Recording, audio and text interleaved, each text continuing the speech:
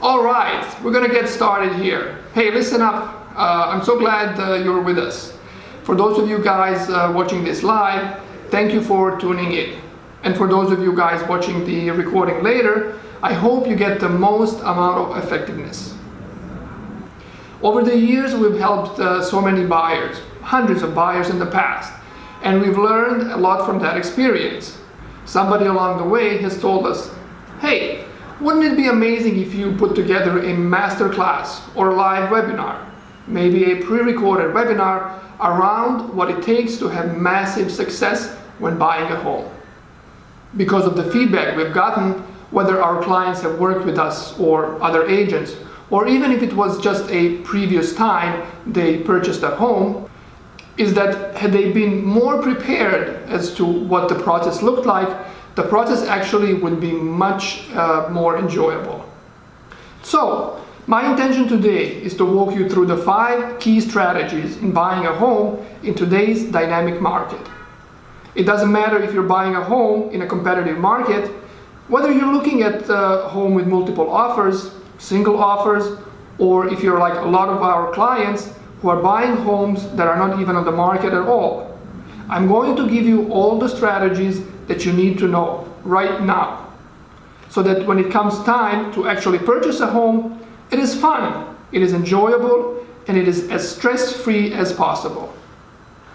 So, as I covered earlier, I'm going to give you those 5 strategies today. We're not going to take a whole lot of your time, but I'd like to cover those right now and how we can bring you success. First and foremost, it is super crucial for you to outline your strategies first. Here's what that looks like. If you're working with us or another real estate agent, or you might be watching this and you're in a different state, there's a handful of things that you should be focusing on before you start the process. Now, when you choose to sit down with us, before we even take you out and show you potential homes that you might purchase, we're going to go over some key things in a meeting. And this could be over simple coffee. It could be at your home. It could be at our offices. We can do it over Zoom webinar or FaceTime. Whatever it's easier for you. But we're going to cover a handful of things. Number 1, you and I are going to get crystal clear on our needs together. Meaning, what are the things that are non-negotiables in your home purchase? Number 2, we're going to cover what the showing process looks like. For most consumers and most agents, here's their showing process. They just say, you know what? I saw a home on Zillow. It looks really cool. I need to see it in 4 hours. Are you available? And then the agent's not available, and then automatically that creates friction and stress because there's no process. We won't allow that to happen to you. The third thing that's really important is what money is due and when. And here's what I mean by that. It's not okay to go look at homes, write a contract, and then be completely in the dark over what checks to write, when that money is due, and who you're writing these checks to. It would be amazing if you knew that first. Next, if purchasing a condo, and especially a co-op, we will explain and guide you through the entire approval process. From properly filling out the extensive financial statement to preparing you for the co-op board interview process, coaching you what to say and what not to say during the interview. Another thing we're going to cover is the inspection process. What are the things that you should be worried about? What are the things that we should kill a deal over? What are the things you shouldn't be worried about at all? What type of inspections do you need to have? And when all that inspection work is done, what's the action plan around getting that solved for the items that actually make sense? After that, from the inspection period to the day you take your keys, what does the closing process look like? We call that hurry up and wait period. There's a lot of dead time there for those of you guys that are financing your new home or your next home. You know that there's a lot of documentation in this process. We're gonna walk you through all of that and prepare you to make that super simple. And then finally, we're going to cover what it means to be financed the right way, to get pre-qualified the right way, so that you can have the most amount of certainty when buying your next home. All right, let's move on to number 2. Let's talk about success in viewing homes. I mentioned this earlier in the masterclass. I'll mention it again. The average consumer working with the average realtor is online like 10 hours a day, looking at every single portal they can get their hands on. And they do a lot of micro communication. And what I mean by micro communication is, hey, I saw this home last minute, I need to go see it right now because I'm worried I'm gonna lose it. Do you have time to go look at it today? And your real estate agent, although I'm sure they're amazing, they're busy. They're running a business, and so is the agent on the other side, who oftentimes needs to be there. They can't all commit to a showing within an hour or so. And like I mentioned earlier, that creates a lot of stress and friction in the process that frankly doesn't need to exist.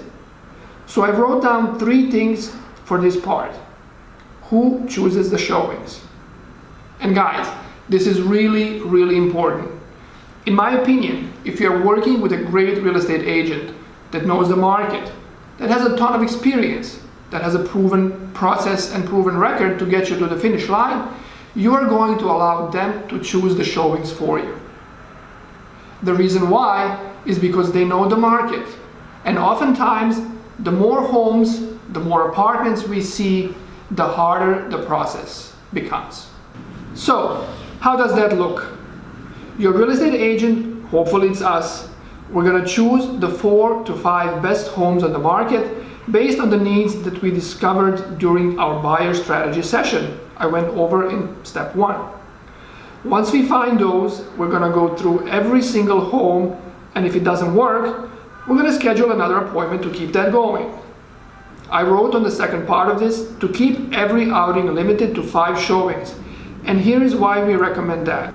I know myself, a lot of my colleagues, a lot of other real estate agents I know have all been guilty of showing like 10, 15 or more homes in a single day, and here's what happens at the end of it. Your real estate agent, us, or anybody else, and you are super exhausted in the process. You're emotionally worn out. There's just so many bad things that happen, but here's where it gets really bad. You start bleeding features, home to home, apartment to apartment. And again, here's where stress and the friction sets in, because you have lack of clarity over what you're looking, and because we saw too many at one outing. Now, I don't want to confuse you. If it takes you 50 homes to find your dream home, that's totally okay. What we are recommending is that you don't see 50 homes at one time, because it doesn't serve you, the client. And remember, that's the only thing that we are after right now. The third thing that I'm going to tell you is after every single time we show you a home, we're going to ask you if you'd like to buy that home. Now, I want to be very clear. That's not to get a commission check. That's not to speed up the process. It's not even to get you to buy the home you don't want to buy. But if we don't ask the question, we don't know how to move forward. So if the answer is no, that's totally okay. What we would ask from you is that you just simply give us 2, maybe 3 reasons why that home is not a fit. We're going to take notes around that, and if there's any non-negotiables in that list, meaning I don't want a home with that type of kitchen, then what we're going to do is we're going to write that down, and the commitment we'll make to you is that we will never show you a home with that type of kitchen again. The more homes we see together, the more efficient it gets. That's our commitment to you. Number 3, here's what I wrote down. You need to know how to properly write an offer and what documentation should accompany that offer. You really do. And I see it too much. I ask a lot of potential clients, hey, have you bought a home before? And they say, yeah, I've bought a home before. And then I say, well, tell me about the process. What did you like about it? And they'll tell me what they liked about it. I will ask them again, and what did you not like? They'll say, you know what? We don't think we were prepared for the process. And of course, I ask, what does that mean? And they'll say, well, when it came time to write an offer on the home that we loved, it was a very overwhelming and stressful. We lost a few bids. And I said, well, what would have given you more certainty in that process? And then most of them say something like, if we were just better prepared, we did not expect all that rejection that comes with it. If we were only prepared and maybe structured our offer differently, it would have made the process a lot easier. Maybe we wouldn't have lost some of those negotiations. So, when you and our team sit down and have a discussion around your needs and the process and all that fun stuff, one of the things that we're gonna go over is what's involved in submitting an offer, what paperwork needs to be accompanying the offer, and how to best position ourselves to win those multiple bid offer situations. It would be unfair to you as a consumer not to be prepared for any possible scenario. So, we're going to go over the process in detail, and we're going to highlight all the things that you need to have ahead of time. It would be worth 10 minutes of your time to review that. So that way, when you find that home and you're totally in love with it, signing the contract is just the mechanics of getting what you want. It doesn't breed more stress and anxiety. This is super important, and even if you want that now, do me a favor, just send us a quick email. We will give you a free copy of our buyer's guide outlining all of what we discussed here and more. Here's the fourth thing I put down. A lot of you guys are interviewing multiple agents, or maybe you're just visiting open houses on weekends, or you're just calling homes on Zillow, street easy. All of that is totally okay. But I would ask you one question. How are any of the other real estate agents going to get you access to the inventory nobody knows about? There are a lot of homes on the market right now. One of the homes active on the market right now, or whenever you're ready to start to search, could be the one that's your dream home. But here's a second question. What if it's not? What if your dream home is not on the market right now? What if you have to start prospecting and searching for homes that are not actively for sale? Does your real estate agent have access to that? Well, we do. We use an exclusive platform called Kingston Lane, and in that platform we have the ability to not only search for homes that other agents have listed, not only to search for homes that other agents have agreements on that are not publicly on the market, but even more importantly, we have access to a platform that shows us every single home that hasn't sold within a year, that's not on the market. We even take that a step further, and we're able to find most of their contact information. So, when you agree to hire us as your real estate agent, one of the first things that we're going to do is we're going to find all the homes on the market that fit your criteria. And we're going to put together a marketing campaign to see how many of those off-market listings would consider a sale, if it makes sense. That's one of the key reasons why so many clients like you choose to work with us, and we'd be more than happy to deploy that strategy for you. Last but not least, here's where I wrote down. Negotiations are not always around the price. Negotiations are not always around the price. Let me explain what I mean by that. When it comes time to write a competitive offer, assuming there's multiple offers, or maybe you're dealing with a really competitive seller who is stuck on their price, it's not always about the price being up or price being down. There's a lot of other things that you can negotiate to create a win-win for you and the seller. We believe that a great transaction happens when a win-win occurs. We could go in there with super aggressive terms, super aggressive negotiation tactics. But if we do that and the seller feels defeated at the end of that negotiation, well, guess what? The inspection period and the closing period are going to be really stressful. So, it is important for us to understand what the needs of the seller are, and more importantly, what your needs are, so that we can meet in the middle. What does that look like? You can negotiate closing timeframes. Maybe it's more convenient for the seller to close later.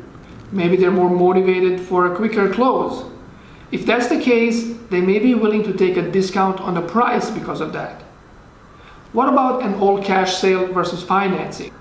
Sometimes, if you are in position to pay all cash, that could be the determining factor for a seller who wants a quick sale. That can certainly distinguish you from even a higher offer that requires financing.